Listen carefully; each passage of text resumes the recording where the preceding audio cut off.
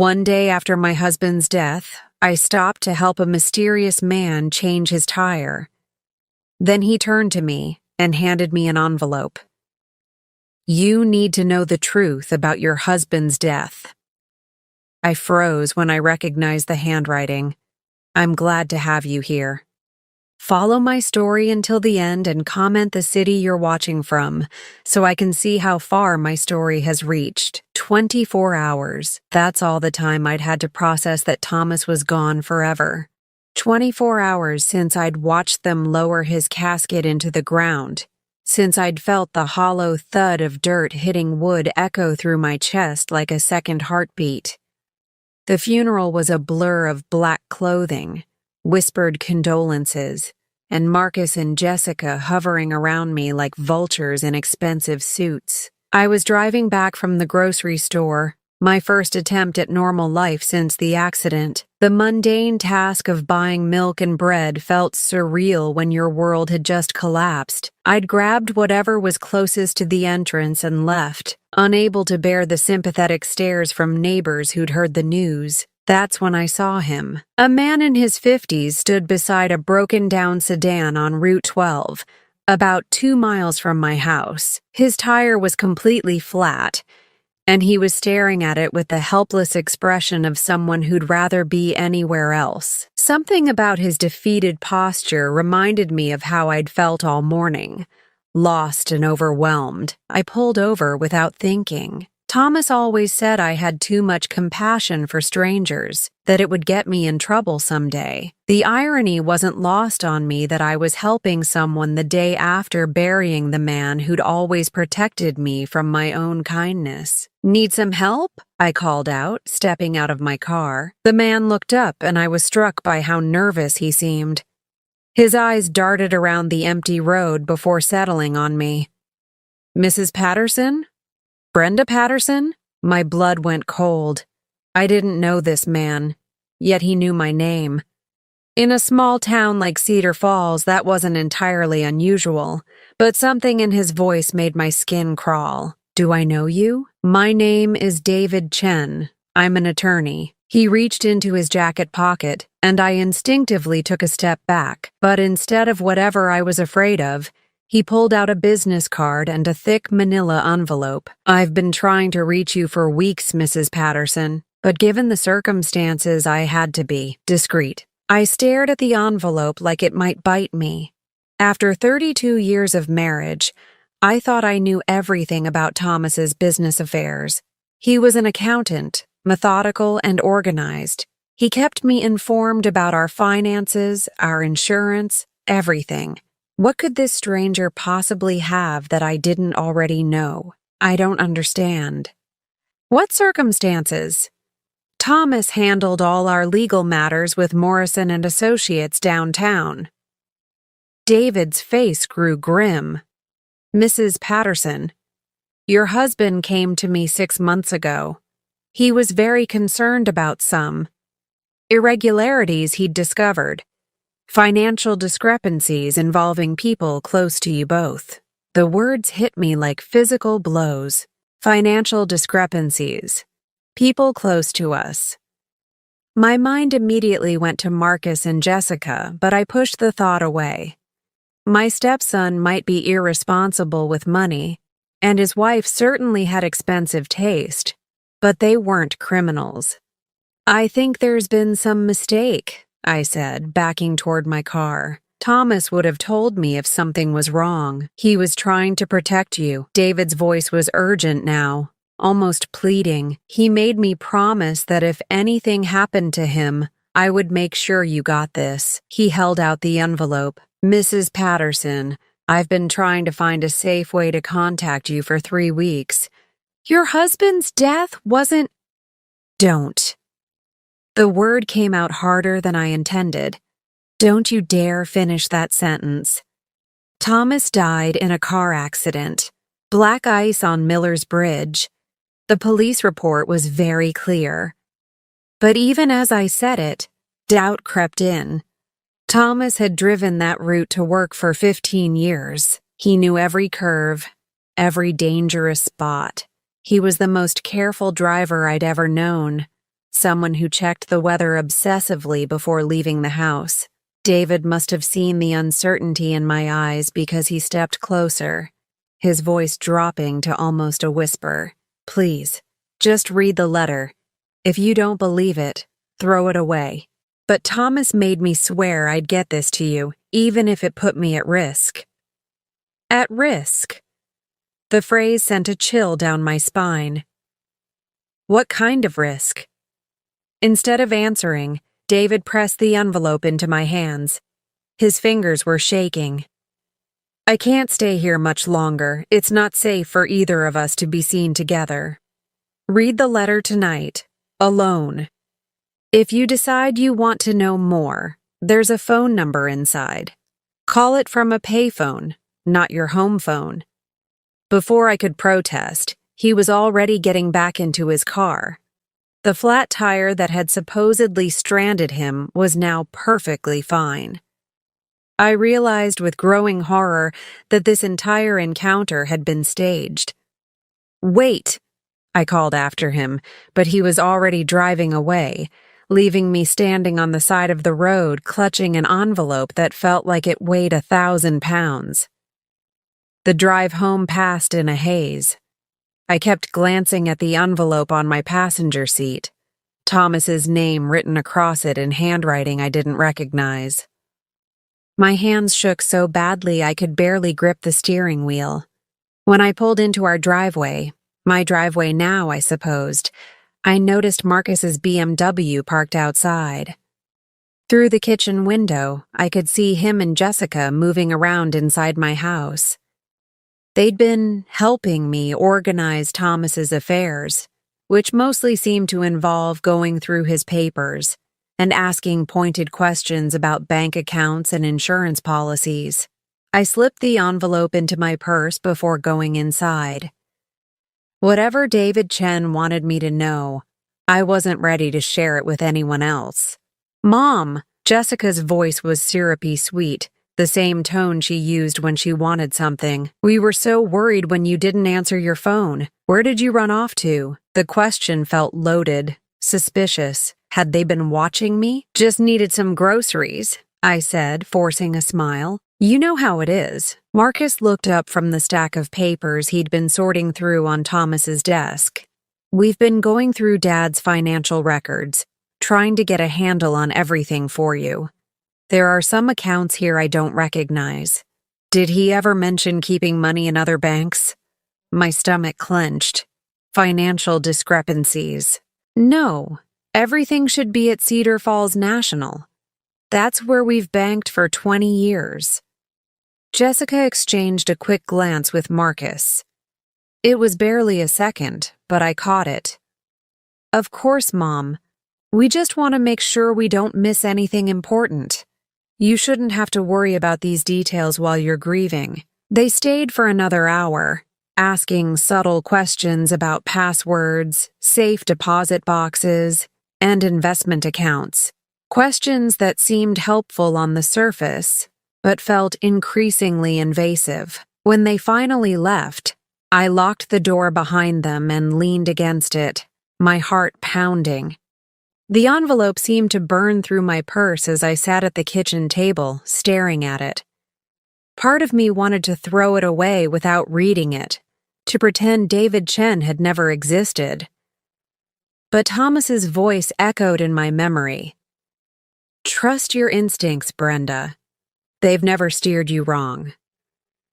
My instincts were screaming that everything was wrong. With trembling fingers, I opened the envelope and pulled out a single sheet of paper. Thomas's familiar handwriting filled the page, but the words made no sense. They couldn't be real. My darling Brenda, if you're reading this, then my worst fears have come true. I'm so sorry I couldn't tell you everything while I had the chance, but I was trying to protect you from a truth too dangerous to share. Our family isn't what we thought it was.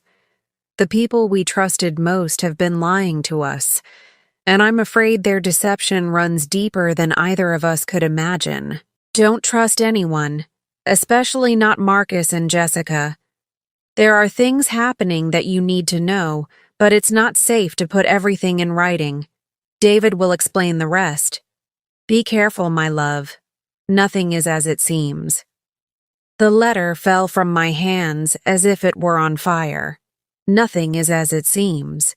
I didn't sleep that night. Thomas's letter lay open on my nightstand, the words seeming to glow in the darkness. Every time I closed my eyes, I saw David Chen's nervous face, heard his warning about risk and danger. By dawn, I'd read the letter so many times I had it memorized.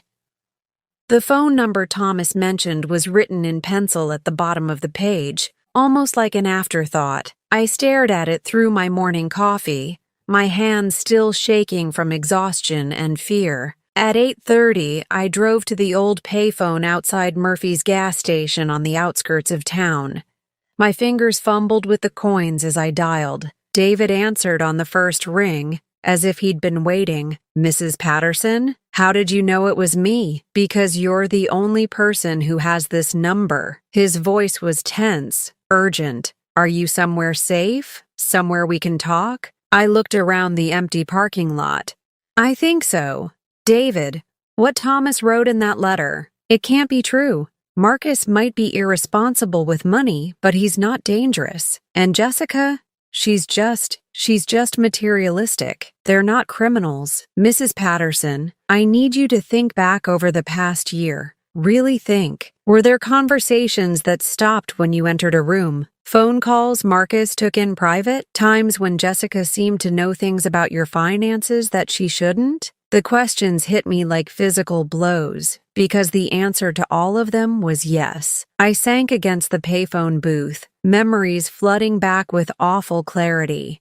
Last Christmas, I'd walked into the kitchen to find Marcus and Jessica huddled over some papers, whispering intensely. The moment they saw me, Jessica had swept everything into her purse and started chattering about dinner plans. When I asked what they'd been discussing, Marcus said it was a surprise for Thomas's birthday. Thomas's birthday wasn't until June. Then there was the time in March when Jessica had casually mentioned knowing the balance in our savings account. When I asked how she knew that information, she'd laughed and said Thomas must have mentioned it. But Thomas never discussed our private finances with anyone, not even me unless it was necessary. And the phone calls. Marcus had been getting more and more phone calls that he'd step outside to take. When I'd commented on it, he'd said it was work stuff, too boring to discuss. But Marcus worked as a middle manager at a small manufacturing plant. What kind of work required that level of secrecy? You remember, don't you? David's voice was gentle, almost sympathetic. Thomas started noticing these things too. That's why he came to me. What did he tell you exactly? He said Marcus had been asking a lot of questions about your joint assets, your house, your retirement accounts, the life insurance policies. Marcus claimed he was just trying to help you both get organized for the future, but something felt off to Thomas. I closed my eyes, remembering those conversations. Marcus had been very interested in our financial planning, offering to help us streamline our accounts, suggesting we put everything in one place for easier management. At the time, it had seemed thoughtful. Now it felt like something else entirely. There's more, isn't there? I asked, though I wasn't sure I wanted to hear the answer. Thomas hired me to do some investigating, discreet inquiries into Marcus and Jessica's lifestyle, their spending habits, their associates. David paused and I could hear papers rustling. Mrs. Patterson, in the past 2 years, they've been living well beyond their means. Designer clothes, expensive vacations, a new car every year. Marcus's salary from the plant couldn't support that lifestyle. Maybe Jessica has family money. Her parents live in that big house on Elm Street. Her parents are mortgaged to the hilt. They've been struggling financially for years. No, Mrs. Patterson, Marcus and Jessica's money is coming from somewhere else. Somewhere they don't want anyone to know about. The implication hung heavy in the air between us. I thought about all the times they'd visited, how Jessica always seemed to know when Thomas was getting a bonus, or when our insurance payments were due, how Marcus had volunteered to help Thomas with his computer after claiming he was having trouble with his accounting software. Thomas's computer, I whispered. Marcus had access to Thomas's computer. What are you thinking? 6 months ago, Thomas mentioned his accounting program was running slowly. Marcus offered to help fix it. He spent an entire evening working on it while Thomas was at his book club meeting. My voice grew stronger as the pieces fell into place. David, Marcus could have seen all our account information, our passwords, our financial records, everything. That matches the timeline of when Thomas first came to see me. Mrs. Patterson, we think Marcus and Jessica have been planning something for months.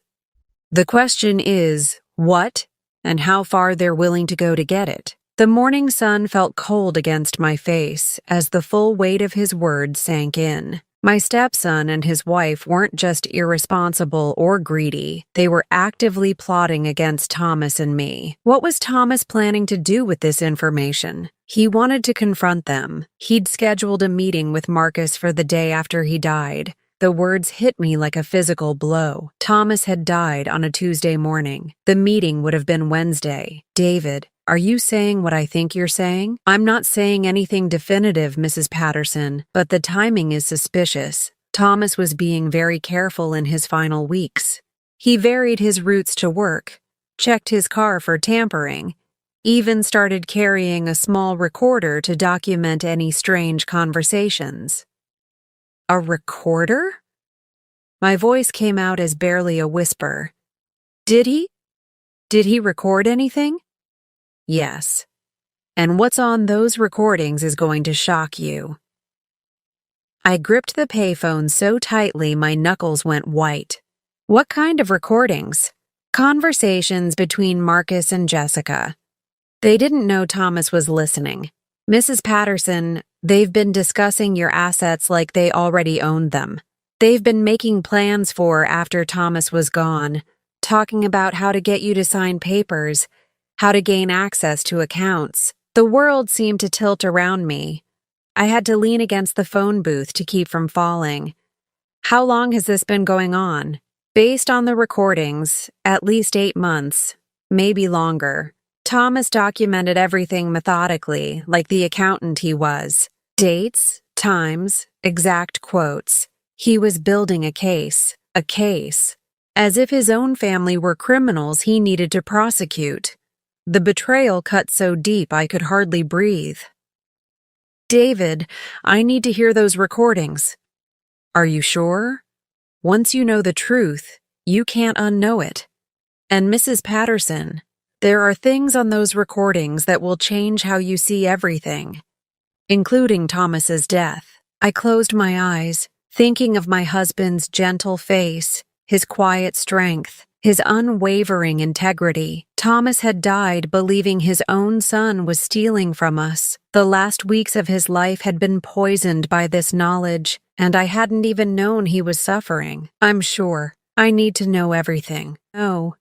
Meet me tonight at 9 o'clock at the Riverside Diner on Highway 41. Come alone, and make sure you're not followed. If Marcus and Jessica suspect you know something, they might accelerate whatever they have planned. The line went dead before I could ask what he meant by that. I stood in the parking lot for a long time, staring at the phone in my hand, trying to process everything I'd learned. My stepson, the boy I'd helped raise after his mother died, was planning to rob me. The woman I'd welcomed into our family was plotting against me. But the worst part was the timing. If David was right, if Marcus and Jessica really had been behind Thomas's accident, then my husband had died trying to protect me from people I'd trusted completely.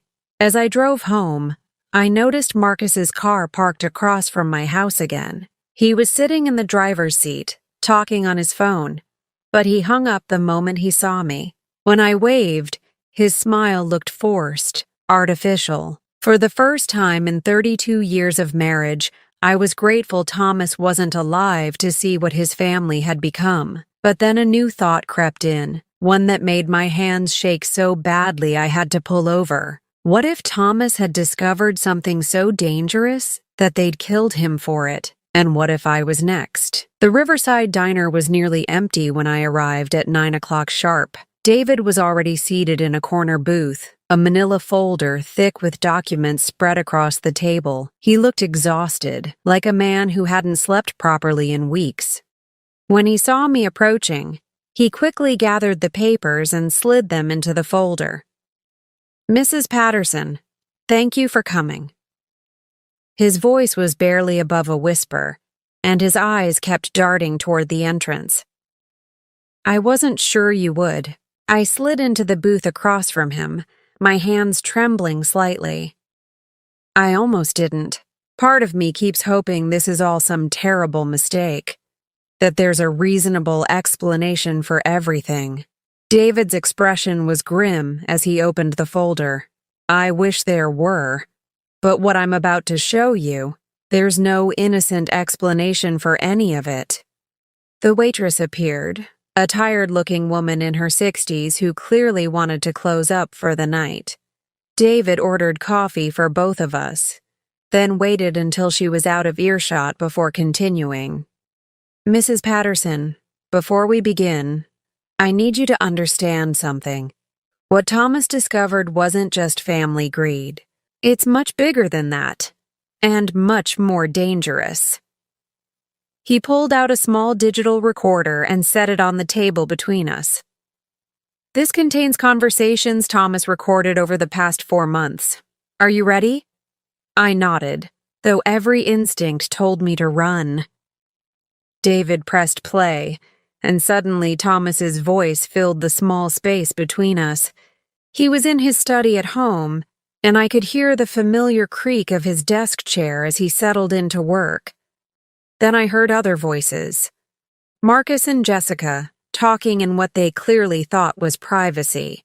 "The old man's getting suspicious," Marcus was saying. "He's been asking too many questions about the Henderson account." My blood went cold. The Henderson account. I knew that name. Eleanor Henderson was an 83-year-old widow who lived alone on Maple Street. Thomas had done her taxes for years, and she trusted him completely. Jessica's voice came through clearly. "How much do you think she has left?" "At least $200,000 in liquid assets. Maybe more. She's been living off Social Security and a small pension, barely touching the principal." "Perfect. We just need to keep Thomas distracted until the transfer goes through. Once we have access to her accounts, we can move the money offshore like we did with the others." The others. I gripped my coffee cup so tightly I was surprised it didn't shatter. "David, what are they talking about? What others?" He paused the recording and pulled out a stack of photographs, bank statements, forged signatures, transfer documents. "Mrs. Patterson, your stepson and his wife have been running a sophisticated elder fraud operation. They target elderly people who trust Thomas to handle their finances, then they systematically drain their accounts." The photos blurred as tears filled my eyes. These weren't strangers' bank statements. I recognized the names: Mrs. Kowalski from church, Mr. Peterson, who lived 3 houses down, the Yamadas, who'd been our neighbors for 15 years. All elderly, all alone, all trusting. "How many?" I whispered. "We've identified at least 12 victims over the past 2 years. The total amount stolen is approximately $800,000. $800,000. The number was so large I couldn't even comprehend it. But how? Thomas would never. He's the most honest man I know. Thomas wasn't involved. They were using his name, his reputation, his client relationships, but he had no idea what was happening. Marcus has been intercepting mail, forging signatures, creating false documents. Jessica handles the technical side. She's apparently quite skilled with computers and financial software. David started the recording again.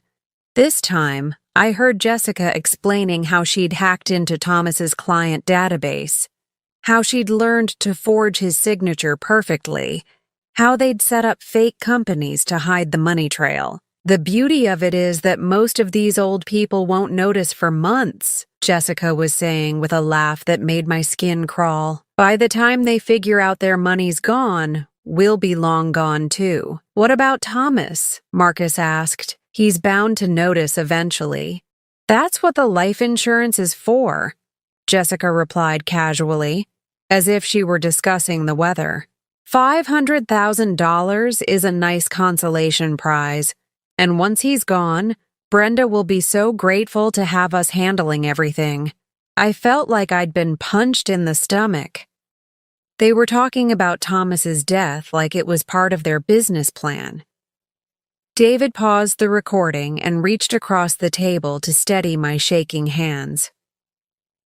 Mrs. Patterson, I know this is difficult, but there's more.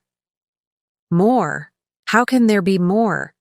He pulled out another photograph, this one showing Marcus's car parked outside Murphy's Auto Repair. This was taken 2 days before Thomas's accident. Marcus was having work done on his car. Specifically, he was having a device installed that could interfere with another car's braking system. The diner seemed to spin around me. You're saying they murdered him? I'm saying they had the means and the motive, and the timing is too convenient to be coincidental. Thomas was scheduled to meet with the FBI the day after he died. He was going to turn over all his evidence and testify against Marcus and Jessica, the FBI. My quiet, methodical husband had been working with federal agents. The man who got nervous when he was 5 minutes late to church had become an undercover informant in his own family. Why didn't he tell me? The question came out as a sob. He was trying to protect you. Look at this. David showed me a handwritten note in Thomas's careful script. He wrote this the night before he died.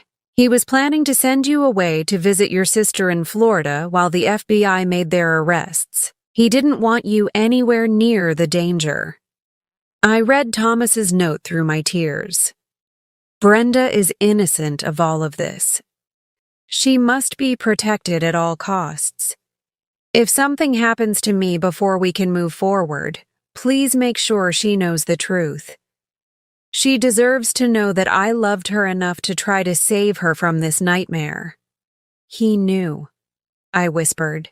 He knew they were going to kill him. We think so, yes. Mrs. Patterson, the accident report shows that Thomas's brakes failed completely. No mechanical reason, no wear and tear. The brake lines were severed, but in a way that would only become apparent under extreme pressure.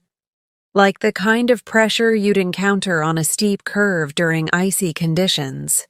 Miller's Bridge, the steepest, most dangerous curve on Thomas's route to work. If someone wanted to cause an accident that would look natural, that would be the perfect place. David, if this is all true, if they really killed Thomas, then I'm in danger too. The realization hit me like ice water. They're not done. He nodded grimly. The life insurance money isn't enough for them. They want access to your joint assets, your retirement accounts, everything. And they've been positioning themselves as your support system, the loving family members who'll help you through your grief.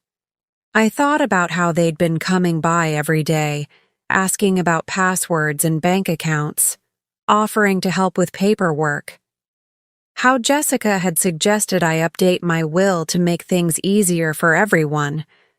How Marcus had volunteered to handle Thomas's estate. They're going to try to get me to sign something, aren't they? Almost certainly. Power of attorney documents, estate transfers, maybe even a new will that benefits them.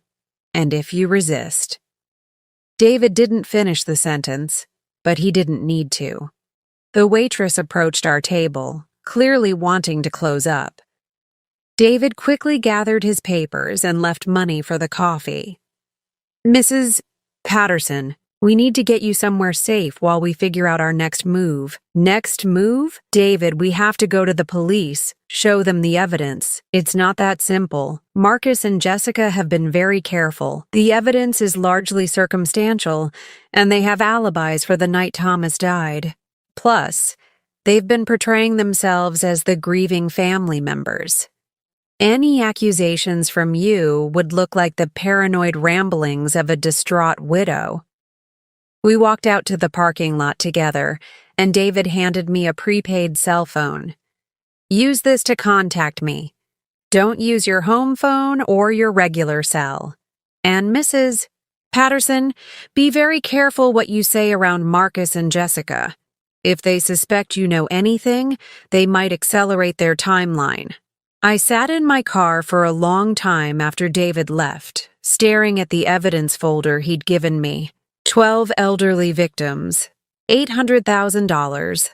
My husband murdered for trying to do the right thing, and I was next on their list. But as I drove home through the dark streets of Cedar Falls, a new emotion began to replace the fear and grief. Anger, pure burning rage at the people who'd betrayed Thomas's trust, stolen from vulnerable elderly people, and murdered the man I loved.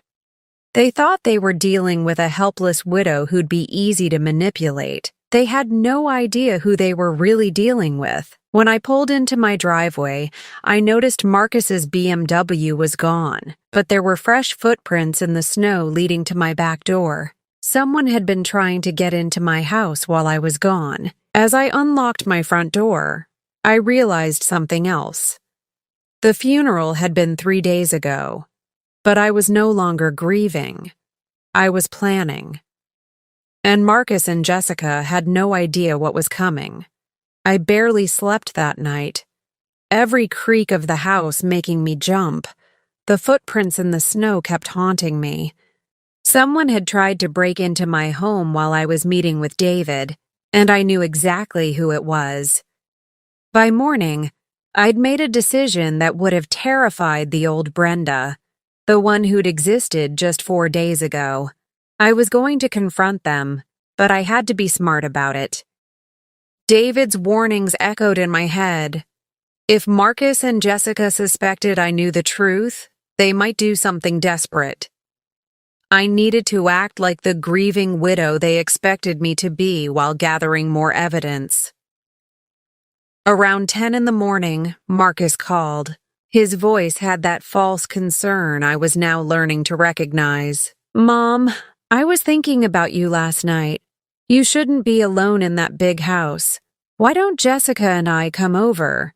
We could help you go through more of Dad's things. Go through Thomas's things. Looking for evidence, more likely. That's thoughtful of you, Marcus. I'd appreciate the company. They arrived an hour later. Jessica carrying a casserole dish and wearing an expression of practiced sympathy. I made your favorite tuna noodle casserole, she said, giving me a hug that felt like ice. You need to keep your strength up. I thanked her and put the casserole in the refrigerator, making a mental note never to eat it. After what I'd learned about these two, I wasn't taking any chances. Marcus went straight to Thomas's study while Jessica stayed with me in the kitchen. I watched through the doorway as he rifled through drawers and filing cabinets with practiced efficiency. This wasn't grief or helpfulness. This was a search operation. Marcus seems very thorough, I said to Jessica, testing the waters. She followed my gaze and laughed. You know how he is about organization. He just wants to make sure we don't miss anything important.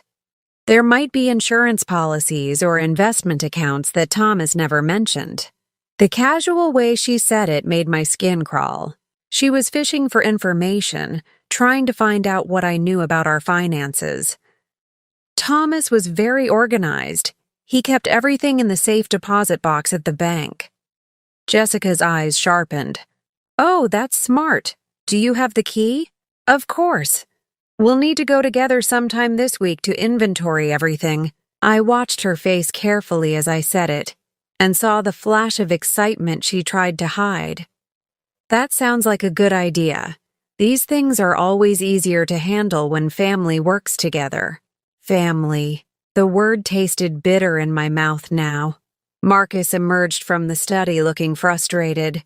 Mom, did Dad keep any files at his office? I can't find some of his client records. My heart raced. He was looking for evidence of the elder fraud scheme, probably trying to figure out what Thomas had discovered. He brought most of his work home during tax season. What kind of records?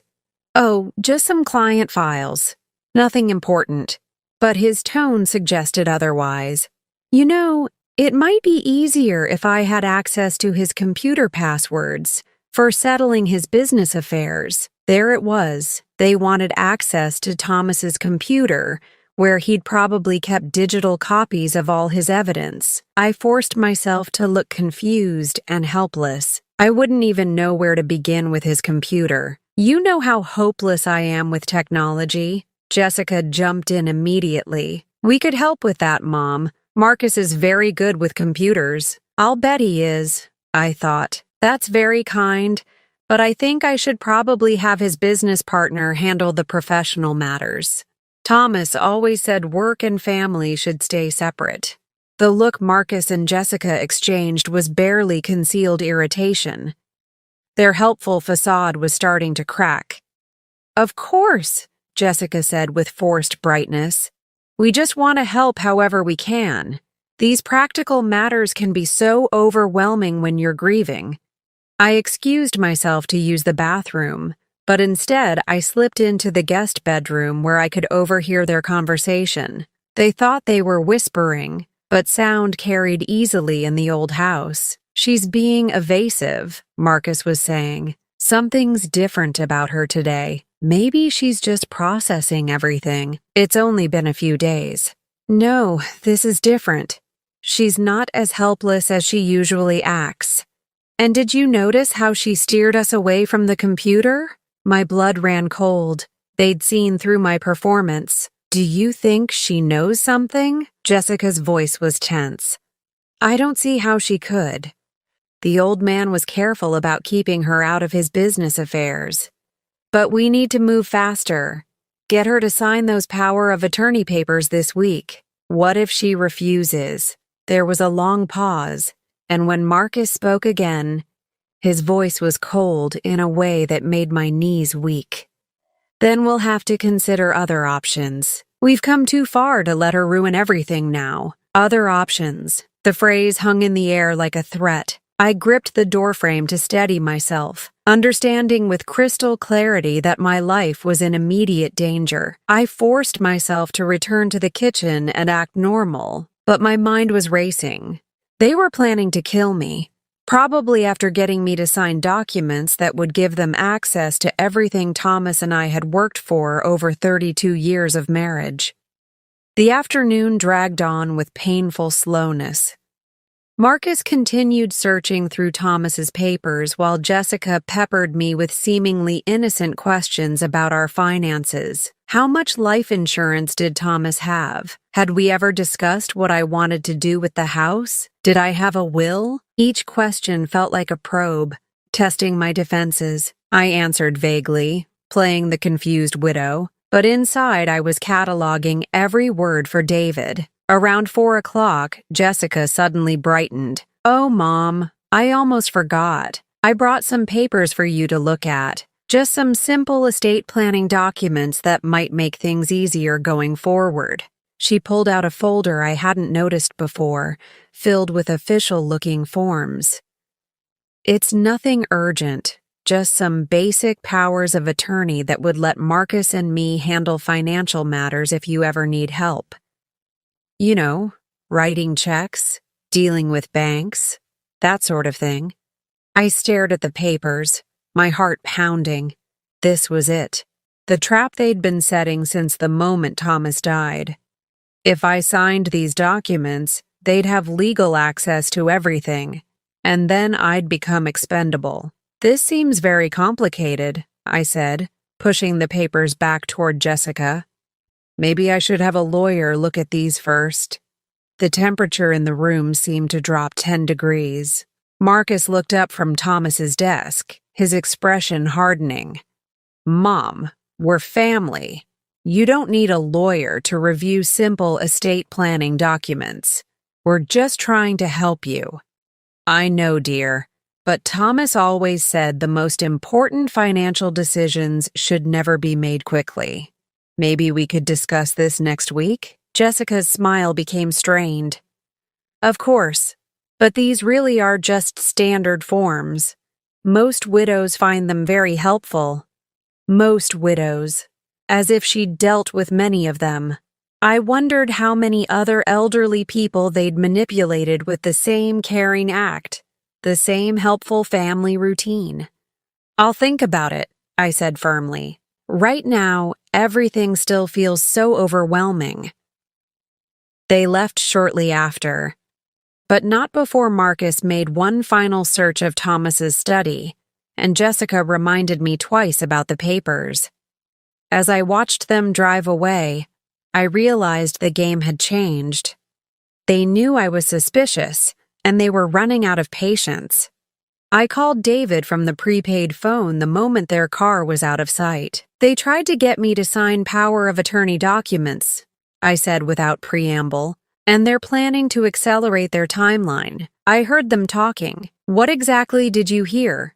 I repeated the conversation word for word, including Marcus's mention of other options if I didn't cooperate. David was quiet for a long moment. "Mrs. Patterson, you're in immediate danger. They've moved past manipulation into direct threats. We need to get you somewhere safe tonight." "I'm not running from them, David. They killed my husband. They've been stealing from helpless elderly people. I won't give them the satisfaction of scaring me away. This isn't about satisfaction. It's about survival. If they think you're a threat to their operation, I am a threat to their operation," I interrupted, "and I intend to be a much bigger one before this is over." "Earth?" But even as I said the words, fear crept up my spine. Night was falling, and I was alone in the house where Thomas had been murdered, where someone had already tried to break in once. As if reading my thoughts, David said, "At least let me arrange for some protection. I know people who can watch your house tonight." I agreed, partly because it made sense and partly because the alternative was spending the night jumping at every shadow. After we hung up, I double-checked every lock and drew all the curtains. Then I sat in Thomas's chair in his study, surrounded by the evidence of his final weeks, and tried to understand how our quiet life had become a battleground. At 11:30, I heard a car in the driveway. My blood froze. David's people weren't supposed to arrive until midnight, and they were supposed to stay outside. I crept to the front window and peered through the curtain. Marcus's BMW was parked in my driveway, and I could see two figures moving toward the house. They weren't coming to the front door. They were heading around back. I grabbed the prepaid phone and David's card, then crept toward the rear of the house. Through the kitchen window, I could see Marcus and Jessica examining my back door with flashlights. Jessica was holding something that looked like lock-picking tools. They weren't here to help with my grief anymore. They were here to finish what they'd started. I dialed David's number with shaking fingers, but before he could answer, I heard the distinct sound of my back door opening. They were inside the house. "David, they're in my house," I whispered into the phone, barely breathing. "Marcus and Jessica just broke in through the back door. Get out, now. Don't worry about anything else, just get to your car and drive to the police station." I crept toward the front door, but froze when I heard Marcus's voice from the kitchen. "Check upstairs. I'll search down here. The old woman has to have Thomas's evidence somewhere." The old woman. The contempt in his voice made my blood boil, but terror overrode anger. I was trapped. If I tried to leave through the front door, they'd see me. If I stayed, they'd find me within minutes. That's when I heard another voice, one that made my heart stop completely. Looking for something specific? Thomas. My Thomas was speaking in my kitchen. I must be having a breakdown, I thought. The stress had finally broken me, and now I was hearing my dead husband's voice. But then Jessica screamed, a sound of pure terror that echoed through the house. That's impossible, Marcus was stammering. You're dead. We saw your funeral. You're dead. Death has been greatly exaggerated, Thomas said calmly. Hello, son. Jessica. I think we need to talk. My legs nearly gave out. This couldn't be happening. I'd watched them lower Thomas's casket into the ground 3 days ago. I'd grieved for him, planned to avenge him, accepted that he was gone forever. But that was definitely his voice coming from my kitchen. On shaking legs, I crept toward the sound. Through the doorway, I could see them. Marcus backed against the refrigerator, his face white with shock. Jessica collapsed in a chair, hyperventilating. And there, leaning calmly against the kitchen counter as if he'd never left, was my husband. Thomas looked exactly the same, except for a small bandage on his forehead and a weariness in his eyes that I'd never seen before. He was wearing the blue sweater I'd bought him for Christmas, the one he'd been wearing the morning he supposedly died. Hello, Brenda, he said softly when he saw me in the doorway. His voice was gentle, loving, but tinged with sadness. I'm sorry I couldn't tell you. I couldn't speak, couldn't move, couldn't breathe. The man I'd buried was standing in my kitchen, talking to our would-be murderers like he was discussing the weather. This isn't possible, Jessica kept repeating. This isn't possible. Thomas pulled out a chair and gestured for me to sit. I know this is a shock, darling. David wanted to prepare you better, but events moved faster than we anticipated. David, the lawyer. He'd known Thomas was alive all along. You bastard, Marcus snarled, some of his color returning. Do you have any idea what you put us through? The funeral, the grief, the relief? Thomas interrupted quietly. Don't pretend you mourned me, Marcus. I heard the recordings of you celebrating my death. I know about your plans for Brenda. The fight went out of Marcus like air from a punctured balloon. He slumped against the refrigerator, finally understanding that their scheme was over. I found my voice at last. Thomas? How? I saw your car. The accident. They said you were. I couldn't finish the sentence. He moved closer, his hand reaching for mine. I knew they were planning to kill me. David and I had been working with the FBI for months, but we needed more evidence. When I discovered they'd tampered with my car, I had to make a choice. So you faked your own death? The question came out harsher than I intended. All the grief and terror of the past few days condensing into anger. You let me think you were dead? Thomas's face crumpled with pain. Brenda, if there had been any other way than letting your wife plan your funeral? Then making me bury an empty casket? Tears streamed down my face, but I wasn't sure if they were from relief or rage. Do you know what these past 3 days have been like? I know, and I'll spend the rest of my life making it up to you. He glanced at Marcus and Jessica, who were watching this reunion with growing desperation. But first, we need to finish this. Thomas reached into his jacket and pulled out a small recording device. Marcus, Jessica, you're both under arrest for conspiracy to commit murder, elder fraud, and about 15 other federal charges. Under arrest? Marcus laughed bitterly. You're not a cop, old man. You can't arrest anyone. That's when David Chen walked through my back door, followed by 2 people in FBI windbreakers. Actually, David said, we can. The next hour was a blur of handcuffs, Miranda rights, and federal agents searching my house for evidence.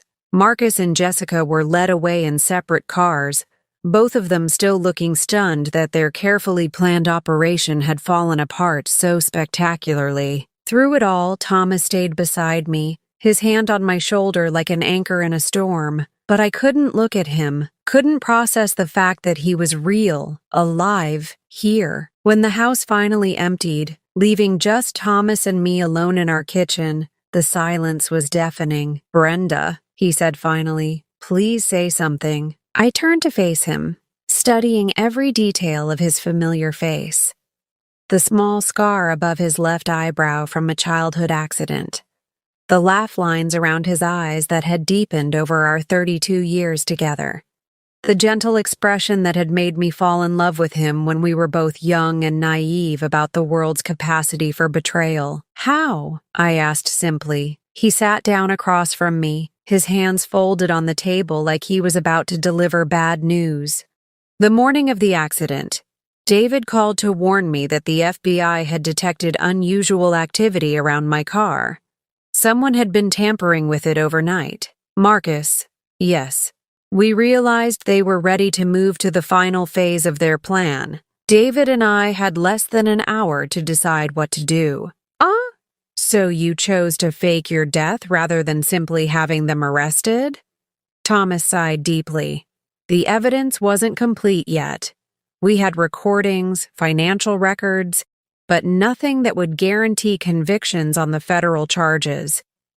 If we'd arrested them then, they might have gotten light sentences, or worse, they might have walked free and disappeared. So instead, you decided to traumatize me. Instead, I decided to protect you." His voice was firm now, the accountant's precision I'd loved for 3 decades. "Brenda, they were planning to kill you too. Not immediately, but soon. As soon as they got access to our assets. This was the only way to keep you safe while we gathered enough evidence to put them away permanently." I stared at him, trying to reconcile the man I'd married with someone capable of such an elaborate deception. "The funeral, Thomas. I planned your funeral. I picked out your casket and chose your burial suit and wrote your obituary." "I know." His voice broke slightly. "David told me about every detail. The flowers you chose, the song you asked them to play, the speech Marcus gave about what a wonderful father I was." "He cried at your funeral," I said bitterly. "Actual tears. Crocodile tears. We have recordings of him celebrating my supposed death less than an hour after the service." The casual way he said it made something inside me snap. "Stop it. Stop talking about this like it's just another case file. I grieved for you, Thomas. I mourned the love of my life. I spent 3 days planning how to avenge your murder." He looked genuinely surprised. "Avenge my murder? I thought they'd killed you. I was going to destroy them for it." The admission surprised me too.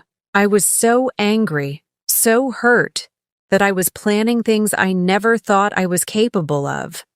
Thomas reached across the table and took my hands in his. They were warm, solid, absolutely real. "I'm sorry. I know those words aren't enough, but I am so deeply sorry for what I put you through. When David told me you'd discovered the truth about Marcus and Jessica, that you were investigating on your own, I realized I'd underestimated you." "Underestimated me how?" "I thought I was protecting you by keeping you ignorant. I thought if you didn't know the truth, they wouldn't see you as a threat." He squeezed my hands gently. "But you're stronger than I gave you credit for. Braver. When you heard David's evidence, you didn't fall apart. You fought back." I pulled my hands away from his. "I wouldn't have needed to fight back if you'd trusted me with the truth in the first place. You're right. He didn't try to defend himself, didn't make excuses. I made the wrong choice, and it hurt you in ways I'll probably never fully understand. But Brenda, I need you to know that every decision I made was because I love you more than my own life." I looked at him sitting across from me at the kitchen table where we'd shared thousands of meals, made countless plans, built our life together, one conversation at a time. He was the same man who'd held me through my mother's illness, who'd supported my dreams even when they seemed impossible, who'd loved me unconditionally for 32 years. But he was also the man who'd let me bury an empty casket. I don't know how to forgive this, I said honestly. I don't know if I deserve forgiveness, he replied. But I know I love you, and I know I want to spend whatever time I have left earning back your trust. Outside, dawn was breaking over Cedar Falls, painting the kitchen in soft golden light. In a few hours, the phone would start ringing. The news of Marcus and Jessica's arrest would spread through town like wildfire. People would want explanations, answers. The full story of how their quiet neighbor had returned from the dead to bring down a criminal conspiracy. But for now, it was just Thomas and me, sitting in our kitchen, trying to figure out how to rebuild a marriage that had been shattered by necessary lies and impossible choices. Where do we go from here? I asked. Thomas looked at me with an expression I couldn't quite read. Hope, maybe, or fear. I don't know, but I'd like to find out, if you'll let me. For the first time since David Chen had handed me that envelope, I smiled. It wasn't forgiveness, not yet. But it was something. It was a beginning. 6 months later, I sat in the federal courthouse watching Marcus and Jessica receive their sentences. The judge's words echoed through the packed courtroom. 22 years for conspiracy to commit murder, elder fraud, and racketeering. Justice, it turned out, had a very specific sound. Thomas sat beside me, his hand resting lightly on mine. We were still rebuilding, still learning how to trust each other again, but we were doing it together. The road back hadn't been easy, and some days I still woke up angry at him for the deception. But most days now I woke up grateful that he was alive to be angry at. The victims' families filled the first 3 rows of the courtroom. Eleanor Henderson, now 84, had been the first to testify. Her voice had been steady as she described losing her life savings to people she'd trusted completely. When she finished, she'd looked directly at Marcus and said, "I hope you understand what you took from me. It wasn't just money.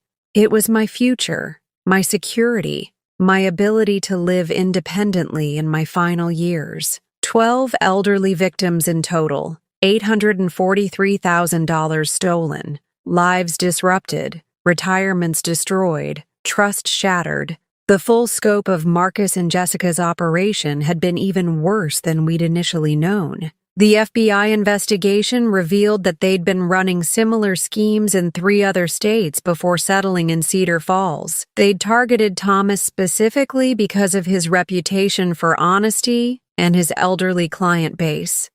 Their plan had been to milk his business relationships for everything they could get, then disappear with new identities they'd already prepared. Thomas's death was supposed to be the final stage, eliminating the one person who might have discovered their activities, while also providing them with life insurance money and access to our joint assets through me. The defendants showed sophisticated criminal planning and a callous disregard for their victims. The judge continued, "This court finds no mitigating factors that would justify leniency." I watched Jessica's face crumple as the reality of 22 years in federal prison sank in. Part of me felt sorry for her, the part that remembered welcoming her into our family, helping her plan her wedding to Marcus, sharing holidays and birthdays and ordinary Tuesday dinners. But mostly, I felt relief that she couldn't hurt anyone else. Marcus showed no emotion at all as he was led away in handcuffs.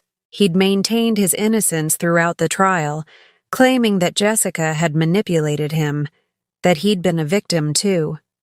The jury hadn't believed him, and neither had I. The recordings Thomas had made revealed Marcus as the mastermind, the one who'd identified vulnerable targets and planned their systematic exploitation. After the sentencing, we gathered with the other victims' families in the courthouse cafeteria. It wasn't a celebration exactly, but there was a sense of closure that had been missing for months. Eleanor Henderson hugged me tightly. "Thank your husband for me," she said. "If he hadn't been brave enough to investigate, we might never have gotten justice." Thomas accepted the thanks graciously, but I knew he still carried guilt about not acting sooner. The therapist we'd been seeing together said that was normal, that survivors of betrayal often blamed themselves for not recognizing the signs earlier. Dr. Martinez had been helping us navigate the complex emotions of rebuilding our marriage after such a fundamental deception. Some sessions were productive, others were painful, but we kept going because we both wanted to find our way back to each other. "Trust isn't rebuilt overnight," she'd told us in our first session. "It's reconstructed slowly, one honest conversation at a time." We'd had many honest conversations over the past 6 months about Thomas's decision to fake his death without telling me, about my anger at being excluded from decisions that affected my own life, about how we could have handled the situation differently. We'd also made practical changes. Thomas had insisted I be involved in every aspect of his business going forward. I now had access to all his client files, his computer passwords, his financial records. No more protective secrets, no matter how well-intentioned.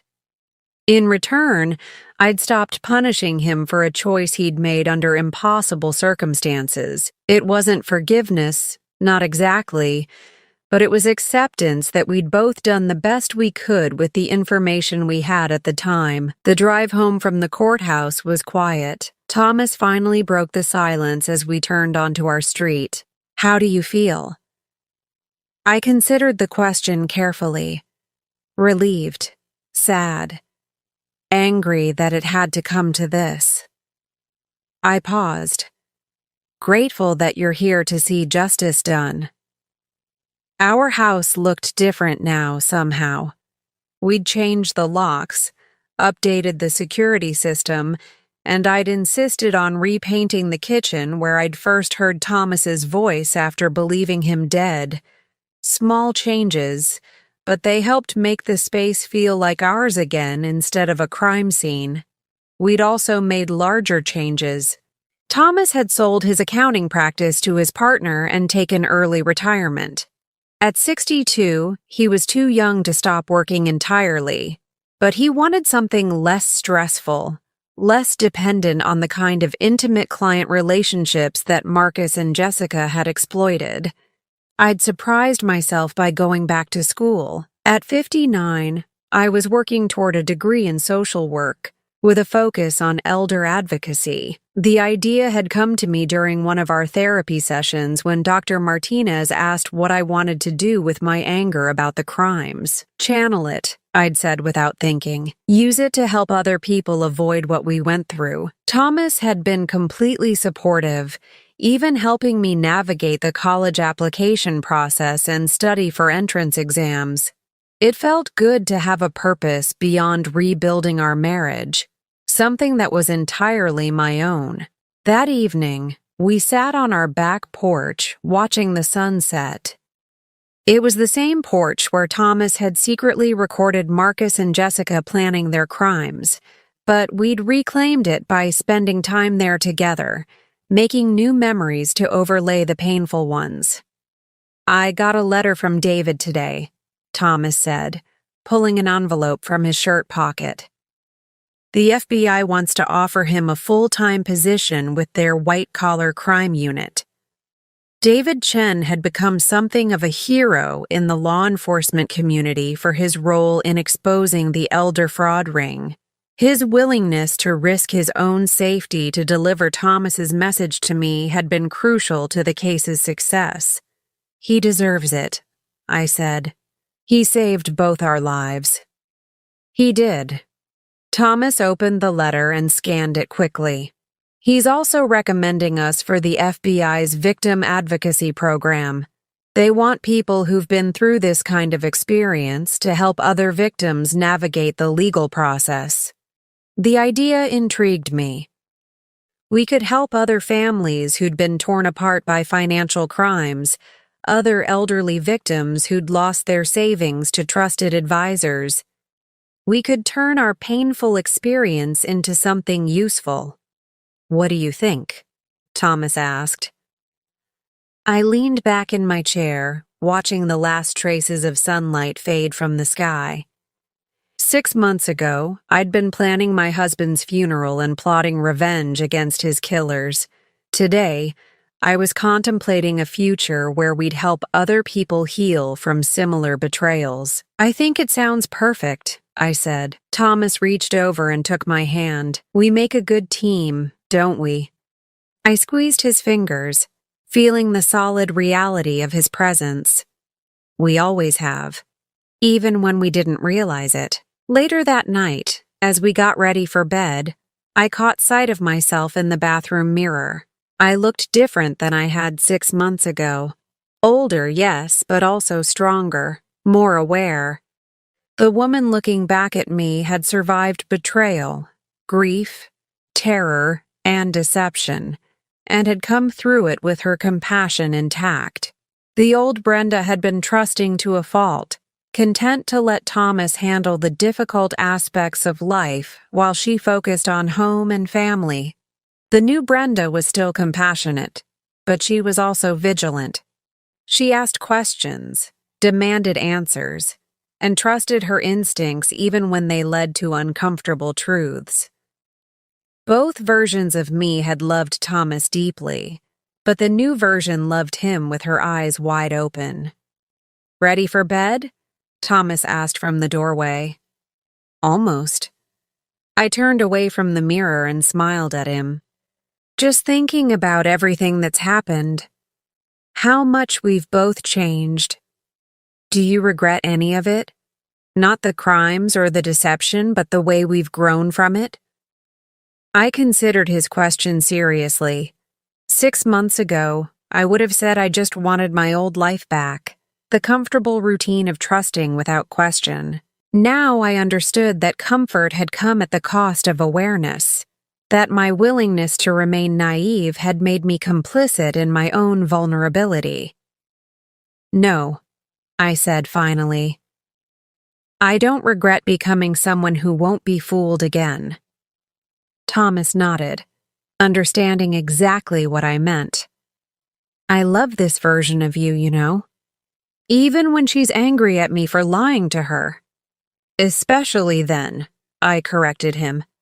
The angry version of me is the one who was ready to take on criminals to avenge you. She's the one you're going to want on your side for whatever comes next. As we turned off the lights and settled into bed, I felt something I hadn't experienced in months. Complete peace. Marcus and Jessica were in prison where they belonged. The elderly victims they'd targeted were beginning to recover their stolen assets. Thomas was alive, real, warm beside me in our bed. We'd survived betrayal by the people we'd trusted most, and we'd emerged stronger, more united, more purposeful than before. Tomorrow we'd start the next chapter of our lives, helping other families navigate the aftermath of financial crimes. We'd turn our pain into purpose, our experience into expertise. But tonight we were just Thomas and Brenda Patterson, married 32.5 years, lying in bed in our house in Cedar Falls, grateful to be alive and together and ready for whatever challenges the future might bring. Some endings are actually beginnings in disguise. Now I'm curious about you who listened to my story. What would you do if you were in my place? Have you ever been through something similar? Comment below, and meanwhile, I'm leaving on the final screen 2 other stories that are channel favorites, and they will definitely surprise you. Thank you for watching until here.